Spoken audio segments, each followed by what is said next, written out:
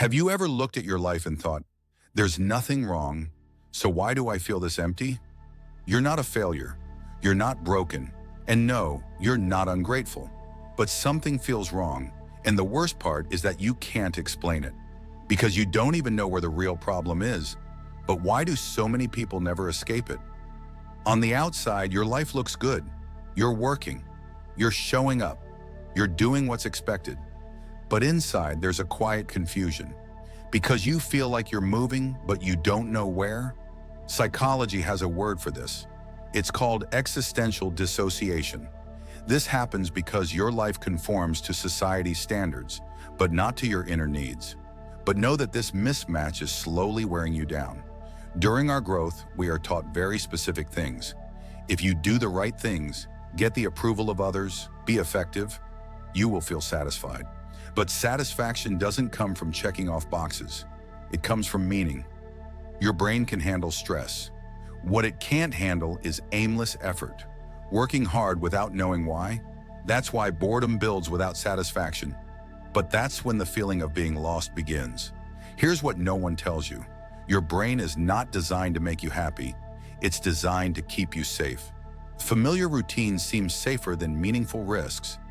That's why your brain rewards easily, not growth. That's why even when you're doing the right thing, you may feel stuck. But you're surviving effectively, not living intentionally. Now add social comparison to the mix. You see people moving forward, achievement, posting highlights. Your brain doesn't process them as inspiration, it processes them as threats. So instead of asking, what do I want? You start asking, what am I missing? But that question has no answer, only pressure. And pressure without clarity leads to paralysis. At some point, confusion turns to numbness.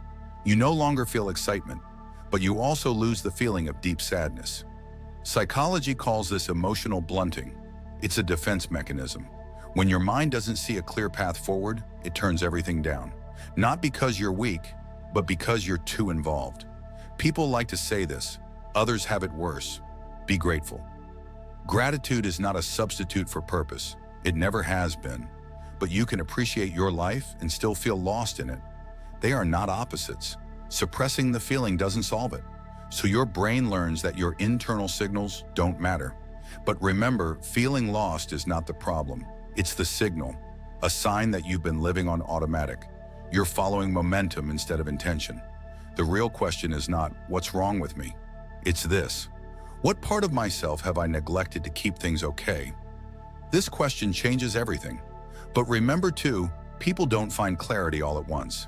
They find it by listening to the discomfort instead of numbing it, by choosing direction instead of approval, meaning instead of comfort.